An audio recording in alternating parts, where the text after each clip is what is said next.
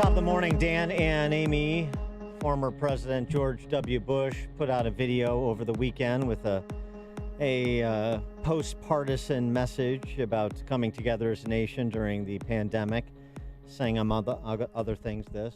Finally, let us remember how small our differences are in the face of this shared threat. In the final analysis, we are not partisan combatants. We are human beings, equally vulnerable and equally wonderful in the sight of God. We rise or fall together, and we are determined to rise. God bless you all. You know, I'm all for a good unity message, and I certainly agree that we're all equal and beautiful and equally beautiful in the eyes of God. I agree with that. You are, Dan. Yes, you are. Thank you so much. It's very good looking too. Very heavenly of you to say. But here's the thing. What, the music? No, not the music. We rise or fall together. We're not partisan actors. I mean, that's an ideal to which we should aspire, but that's not a description of the landscape. Well, it's not I'm sorry, right it's not. You cannot tell me that we're all in it together, we're rising and falling together, when Bill de Blasio is saying that there should not be protests allowed during a pandemic. We just spoke at the end of last hour with Stephen Castle, the lead pastor of Beloved Church in Lead, Illinois, who had to file suit against the state in order to get houses of worship in Illinois designated as essential operations so that he could have church service on Sunday, even as people go to Walmart on Sunday or a liquor store on Sunday. I just, you know, it's I get the platitudes and I get where they're coming from, but there are some big things at stake right now, and I'm sorry, we have to sort of put aside, in my view, some of the happy talk, how I wish things were versus how things are, and we have some fights on our hands from people who are looking to expand their power at the individual's expense in violation of our God-given rights, and that is not a trivial concern.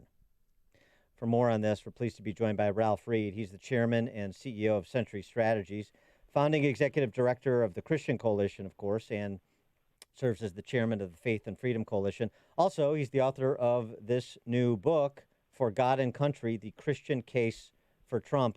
Ralph Reed, thanks for joining us. Appreciate it.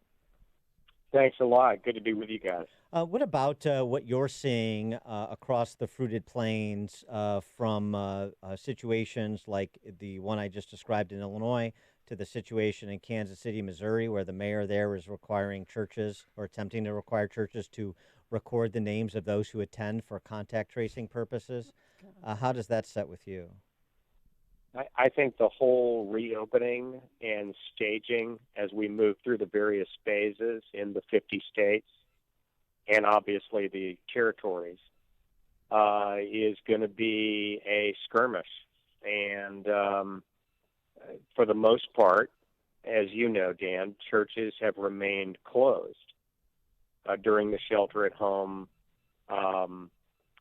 directives. They have observed the social distancing out of a overwhelming concern for the health and safety of their congregants and the communities in which they minister. But it is amazing to me that in some places, fortunately not all, I think it's not the rule, but in most places there seems to be a greater bias towards being able to go to a hardware store or a liquor store than there is to be able to exercise one's First Amendment right to freedom of religion. And there is no question that churches have been targeted. They have been targeted in a way that violates the First Amendment. And I, for one, am very happy that we have a president, an administration, and an attorney general in Bill Barr who has put the full power and authority and the credibility of the federal government and the Department of Justice on the side of defending churches and is going into court to defend these churches, including, as you know, just within the last 48 hours, a church in Virginia that was prohibited from holding a service even as they observe the social distancing guidelines. So, look, the church, to be clear, has cooperated and bent over backwards to protect the public health. But there's also a First Amendment. And as Bill Barr so eloquently said, the First Amendment was created for moments like this, when it's under threat and under assault. I think that's right, and you're right to bring up Bill Barr and sort of the statements he made in terms of what Department of Justice is looking at, and now the action you're seeing taken, consistent with what he said, which is, it's nice to see because you don't always get to see that from politicians at every level, including the federal. And so, and I mean, just to stick on this point for 1 minute, even in places like Tennessee that are moving towards reopening and have perhaps more enlightened representation than, say, Illinois has. I mean, the idea, Bibles, hymnals, those are prohibited because, those surfaces could be repositories of the COVID virus. I mean, I can't clean, or you're not going to try. First of all, just the idea that you can't have a Bible or hymnal in church is anathema. But then also the implicit problem with this whole conversation. Look, at some point, politicians, you're going to have to trust me whether you want to or not. So pick your point. That's really the discussion. Yeah, I think so. And look, the good news is, for the most part, acknowledging that there are some real violations and some real egregious abuses of authority out there that are just crazy, like the in Mississippi, I believe it was, where they issued citations and fines to people who were sitting in their cars at a drive-in service. But again, Right. The good news is a lot of faith-based religious freedom and First Amendment law firms have gotten involved, have gone into court. You've got the full strength and the resources of the Justice Department aggressively defending the First Amendment. Thank goodness. But in my home state of Georgia, our governor never ordered churches closed, ever, at any point. What he did say is that if you're going to have church, you have to observe social distancing guidelines. We don't need to go through all of those, but, maintain 6 feet of distance. And candidly, Dan and Amy, what that meant was that for all practical purposes, it was hard to have a normal church service. So pretty much people have been worshiping online. That's been true around the country. The good news is online viewership has skyrocketed in almost every part of the country. More people are now being exposed to the gospel online during this temporary stand down than would have ever happened had it not occurred. That's the silver lining in this. Yeah, but Mr. But we've got to reopen. Yeah, that's true. But what does it say about it, in states like Georgia where church was always, was never taken away from anyone? Why certain denominations are still not holding services? Episcopalians, I know Mormon church, Catholics. What does that say that they're not standing up and fighting for our religious rights? I mean, you can have church service with social distancing in Illinois. You can have a church service, but the governor wants 10 or less people there. Yeah, and I just think that's where the Justice Department comes in, and I think it's a combination of the faith community, individual churches and congregations as well as denominations, making prudential judgments about what protects the health and safety of their congregants and co-religionists, as well as gets the church open again. I sit on the board of the church that I go to. We had a board meeting yesterday, and it's an organic process.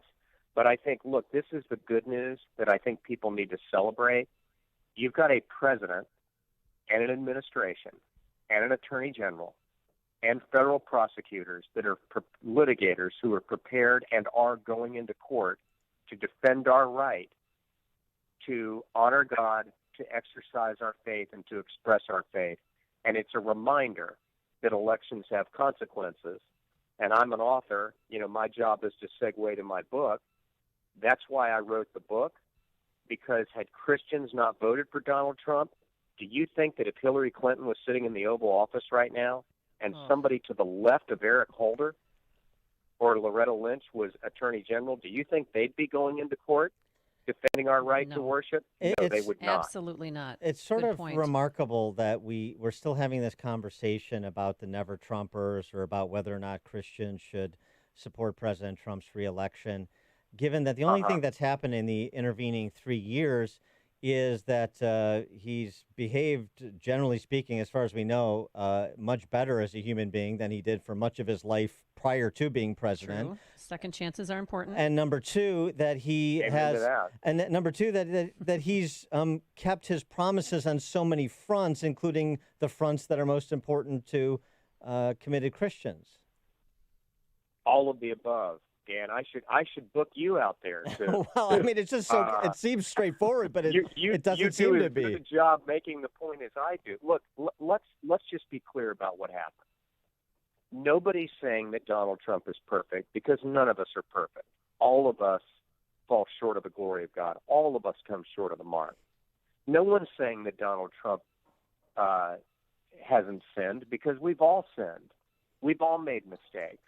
We're human beings.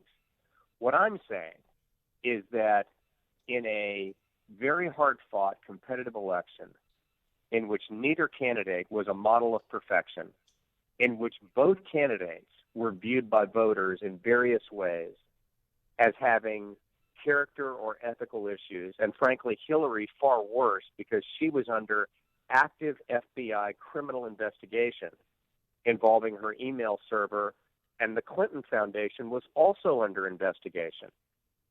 So she had her own issues, just like Joe Biden's going to have his issues. Mhm. So it's not like, Trump is running against St. Francis of Assisi, and he made certain commitments about life, about religious freedom, about judges, the Supreme Court, and about Israel. And by the way, he's kept every single one of them. So the reason why I wrote the book was not so much to defend Trump, although I do plenty of that and proudly so. I did it primarily to defend Christians who've been called every name in the book, who've been accused of being spiritual frauds and hypocrites, who have been told they cheapened the gospel and sold out for 30 pieces of silver. And guys, it's all a lie. They prayed about it. They wrestled with it. They made the right call. They've been totally vindicated, and they're going to vote for Trump in even bigger numbers in 2020, and they're right to do so. Well, and to that point, I mean, there was some interesting news out end of last week from Pew Research showing that those who are faithful, a quarter of those who identify as faithful across the ecumenical spectrum, have said their faith has strengthened during this time. So it's even more central to their lives than it was pre-pandemic. So that's some good news too, and perhaps redounds to a political benefit. No question about it. And I think that one of the things that Donald Trump gets very little credit for, but I write about it in For God and Country. I reveal what happened in a private meeting with over 1,000 faith leaders in New York City in June of 2016. This was one of the critical inflection points. The primaries are over. Candidly, most of these people supported somebody else, most of them Ted Cruz, but others too. And Trump, in that private meeting, which I don't think the details of which have ever been disclosed before until my book, he said to those faith leaders, and I quote him, "I want you to have your voice back. I want the church to have influence in society again, and I'm going to fight for you to gain your voice back." Now, after what we went through with the Hobby Lobby case, after what we went through with the Obama administration, dragging the Little Sisters of the Poor into federal court They're to still try there. to find them They're still there, The right. Little Sisters are still there. I mean, you can't. They're in this still purgatory. there, but that all began under Obama. Yeah. Right. And Donald Trump has given the church their voice back. He has defended them. He's defended religious freedom. He's appointed judges who support the First Amendment and the Bill of Rights. He's suspended the Johnson Amendment, which was used to silence the church and prohibit them from speaking out on political matters. And I'm not saying that he's an agency of what I consider to be a spiritual awakening going on during this COVID-19 pandemic, but I do think it is important to have leaders who think the faith community plays an integral and vital role in the life of our nation and will defend it. He has. He richly deserves our support, and we need to turn out in even bigger numbers for him in November. He is Ralph Reed, Chairman and CEO of Century Strategies, founding Executive Director of the Christian Coalition. He's the Chairman of the Faith and Freedom Coalition and the author of the new book, For God and Country, The Christian Case for Trump. Ralph Reed, thanks so much for joining us. Appreciate it. You bet. Thanks for having me. Take care. Thank you. And he joined us on our turnkey.pro answer line. You've made the switch, and it feels so good. You've switched to Chicago's Morning Answer on AM 560. The Answer. Balance of Nature. Changing the world, one life at a time. You know, when I first got it, I got it for me. I never really had health problems. I just got it to improve my life. I've seen energy, definitely energy, but I didn't have any issues. Then I started giving it to my kids, and my kids have really seen the more benefit out of it. You know, they haven't been sick this whole year. They've been on it for like 6-7 months, and they have been flu and cold free, which is amazing. But I'm assuming that the extra vitamins and the vegetables and the fruit is